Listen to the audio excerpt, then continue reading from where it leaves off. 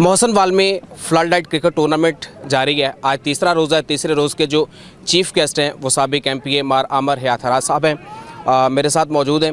आज चूँकि मार साहब जो हैं वो खेलों की सरगर्मियों को मैक्सिमम अप्रिशिएट करते हैं, इसलिए मैं इनको अप्रिशिएट करता हूँ। आपने हमेशा जियो न्यूज़ को रिस्पेक्ट दी, इज़्ज़त दी है, इसके लिए आपका बहुत शुक्रिया। बताइएगा, आज अब तीसरा रोज़ है, फ्लड लाइट क्रिकेट टूर्नामेंट जारी है, तो इस हवाले से चूँकि राना साहब जो खेलों की सरगर्मियों को बहुत फ़रोग देते हैं, बहुत अप्रिशिएट करते हैं और इस तरह की सरगर्मियों का इनेकाद करते रहते हैं, तो क्या कहेंगे आप बतौर चीफ गेस्ट? बिस्मिल्लाहिर्रहमानिर्रहीम। मैं चीफ़ गेस्ट तो नहीं हूँ, मैं तो यहीं का एक नुमाइंदा ही हूँ जी। तो ये तो इनकी मेहरबानी इंतज़ामिया की, ख़ास तौर पर राना जाफ़र साहब की और बाकी दोस्तों की जिन्होंने मुझे मदऊ किया एज़ अ गेस्ट।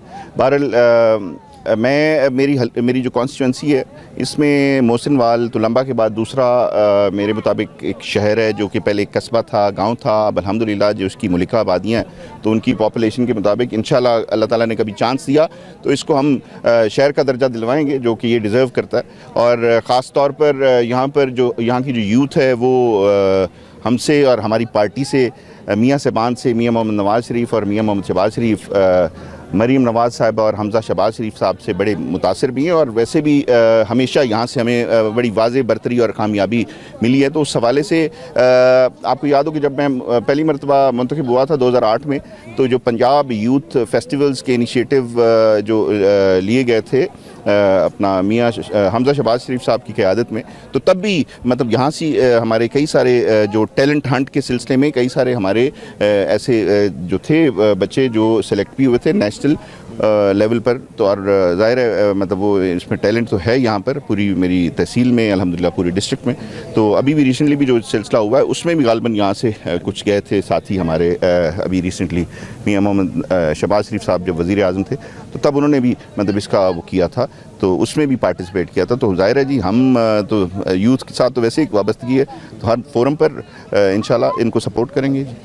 ठीक है, चूँकि मार साहब आप खेलों की सरगर्मियों को बहुत ज़्यादा सपोर्ट करते हैं, अप्रिशिएट भी करते हैं, और जिस ग्राउंड में इस वक्त आप मौजूद हैं ये किस कदर बदहाली का शिकार है, और मैं ये समझता हूँ कि ये आपकी नज़र का मुंतज़िर है।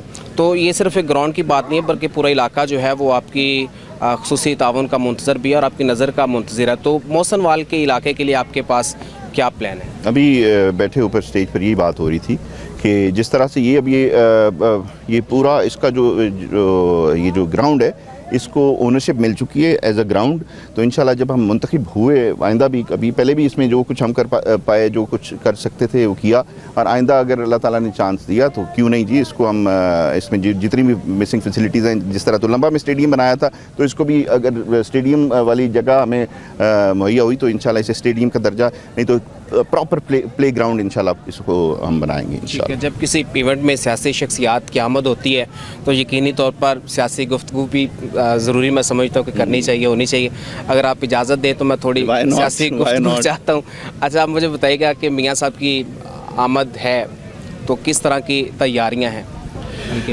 मियाँ मोहम्मद नवाज़ शरीफ साहब पाकिस्तान की पहचान, पाकिस्तान की तरक्की, पाकिस्तान को जो 2017 में जहाँ पर एक ब्रेक लगी थी, जो एशिया का टाइगर बनने जा रहा था, जो मैं समझता हूँ कि जिसको मुंजमद कर दिया गया, फ्रीज़ कर दिया गया, एक जगह पर उसको फुल स्टॉप लगा दिया गया। पाकिस्तान तहरीक इंसाफ की हुकूमत आई, आपके सामने कोई कारकर्दगी, बल्कि जो CPEC जैसे हमारे मंसूबे वो तमाम जहाँ पर रुके उनको हम फोर्सी कर रहे हैं। इंशाल्लाह 21 अक्टूबर को जब मियाँ मोहम्मद नवाज़ शरीफ साहब तशरीफ़ लाएंगे वो ना सिर्फ उसकी बहाली बल्कि इंशाल्लाह जो खुशहाली का जो सिलसिला जहाँ पर रुका था वहीं से इंशाल्लाह उसे पाया तकमील तक पहुँचाएँगे इंशाल्लाह। मुआशी इस्तेहकाम का क्या प्लान है आपके पास अगर आप दोबारा हुकूमत में आ जाते हैं तो?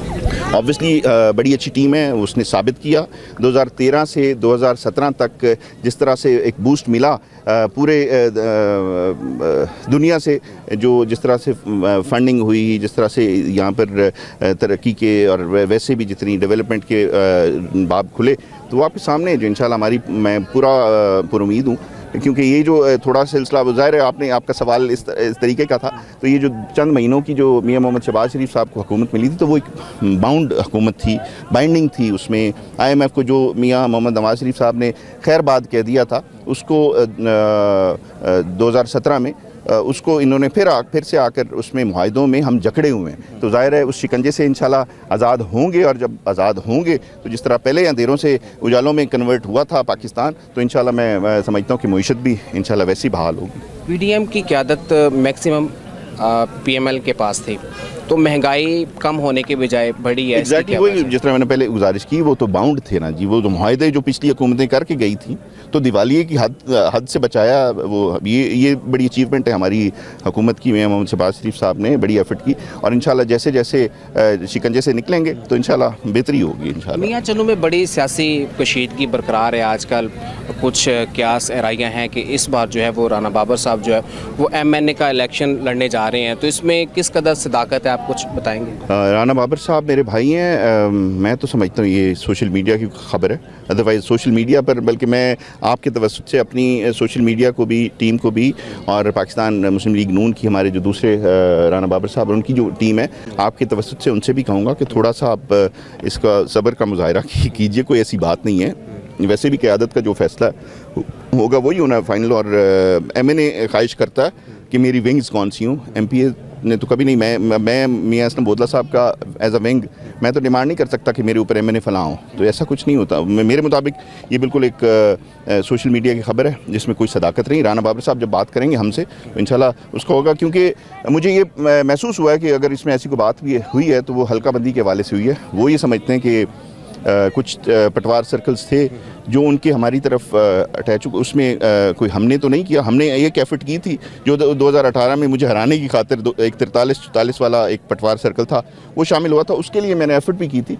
बाकी अगर कहें कि इधर से दो जो रिसेंटली अभी लास्ट वीक जो हुई है डिलिमिटेशन, उसमें आए हैं 2 पटवार सर्कल्स, जिनको मैं समझता हूँ कि राना बाबर साहब अगर हमसे बैठ के मशावरत करें तो उसको वापस भी चले जाएं तो हमें तो उसमें कोई नहीं, उसमें हम बैठ के मशावरत करके एक एतराज़ात का टाइम है, अभी वो फाइनल नहीं हुई है डिलिमिटेशन, उसमें बैठ के हमसे बात करते तो हम इस पर कोई अच्छा कोई लायमल बनाकर उनसे कर सकते हैं। कोई इसमें ऐसी बात नहीं है। आपने जिक्र किया है कि पार्टी जो है वो फैसला करेगी इस चीज़ का। अगर पार्टी फैसला करती है कि वो टिकट जो है वो राना बाबर साहब को दे देते हैं, तो फिर आप पीर साहब के साथ खड़े हैं या राना बाबर साहब? नहीं जी, पार्टी हमेशा वही फैसला करती है जो अवामी फैसला हो।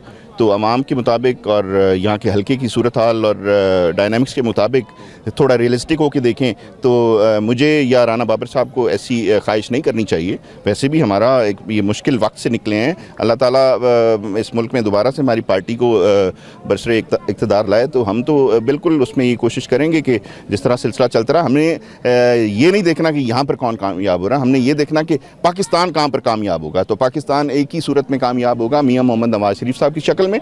तो उसमें हम ज़ाहिर है कैंडिडेट अगर कैंडिडेचर पुराने होंगे तो इंशाल्लाह कामयाबियाँ कामयाबियाँ। तो बोदला साहब इंतहाई डिजर्विंग कैंडिडेट है, और राना बाबर साहब और बोदला साहब की ये छोटी मोटी चलती रहती है, तो इंशाल्लाह हम सारे मिलके वो कर लेंगे। वो ऐसी कोई बात नहीं है मेरे मुताबिक। चलिए ठीक है, ये है कि सरफराज कसाना साहब है, राना जाफ़र साहब हैं, खान साहब हैं, बड़ा तगड़ा टोला है आपके साथ मौसनवाल के इलाके से।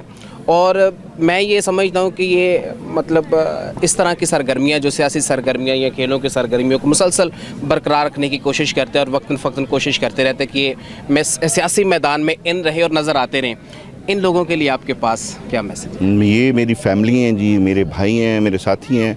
मुझे बड़ा नाज और फ़ख्र है इन पर, और हमारे पुराने साथी हैं, मतलब इनसे कभी 1-2 बार इलेक्शंस में आगे पीछे अगर हो भी जाएं तो एक इनसे जो सिलसिला है, बल्कि कुछ और दोस्त जो हमसे नाराज़ थे उनके साथ भी राब्ता बहाल है, और वो इंशाल्लाह अनकरीब बड़ी खुशखबरियाँ मिलेंगी।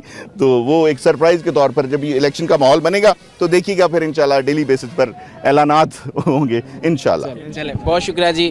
मार आमर हयात साहब मेरे साथ मौजूद थे और गुफ्तगू कर रहे थे मौसनवाल के इलाके में खुसूसी तौर पर खेलों की सरगर्मियों के हवाले से और सियासी कशीदगी के हवाले से गुफ्तगू कर रहे थे।